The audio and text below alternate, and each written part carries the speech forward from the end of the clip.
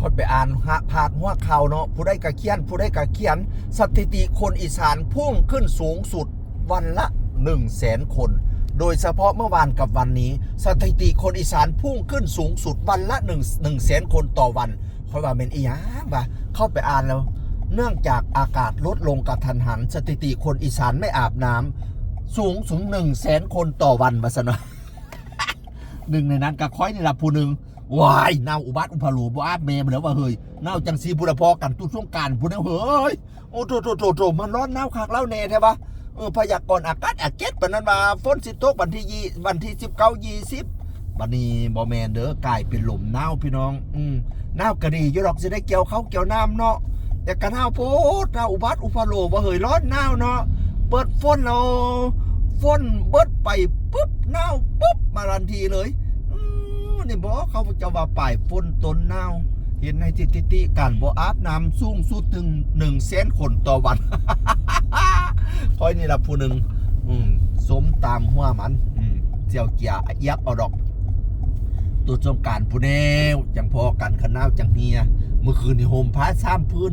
ป๊าดตัวโพดโผบางโมบางเต่งเขาเจ้าว่า16 องศาหรือ18 องศา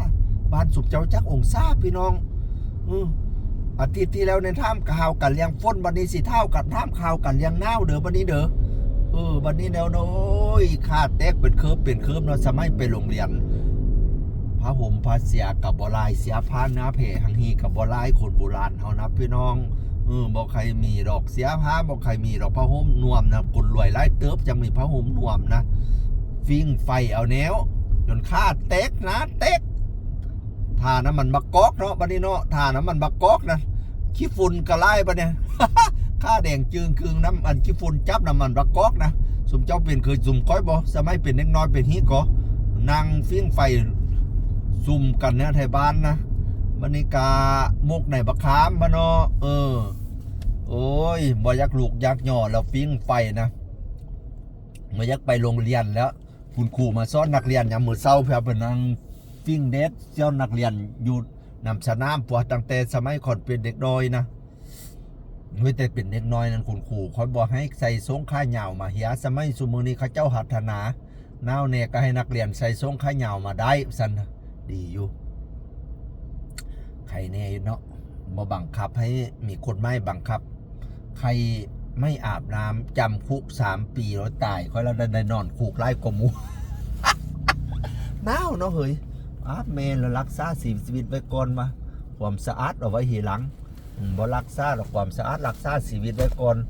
โลนน้ำหลงขั้นแรกนะสิตายนี่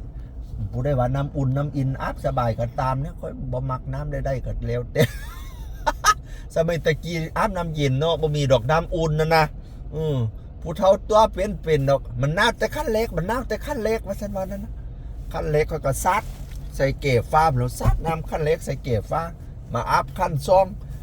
งกับน้ำคือเก่าโอ้ผู้เฒ่าคิดตัวว่าเฮ้ยปานนั้นว่าน้ำแต่ขั้นเล็กขั้นซองกับน้ำคือเก่าอยู่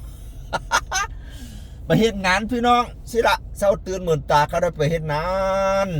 ให้อยู่ให้กินเนาะคนเฮานะพี่น้องน้าวก็ได้ลูกฮอนก็ได้ลูกฝนก็ได้ลูกบ่ได้เกิดมาถึงกองเงินกองทองเนาะเฮ็ดงานไปเรื่อยๆเฮ็ดงาน3 ตายบ่ได้เงินเจ้านายเพิ่นใช้ซ้ำเนี่ยไปวันนี้นะซ้ำนี้เด้อไฟเขียวแล้วรักษาสุขภาพกันทวนนะเด้ออันห่มผ้านะอย่ามื้อค่ำมื้อคืนก็ได้ระวังผู้ใดนอนบ่ห่มผ้าสิเป็นโรคกระเพาะ ด้วยหลักอะไรเป็นห่วงสวัสดีครับ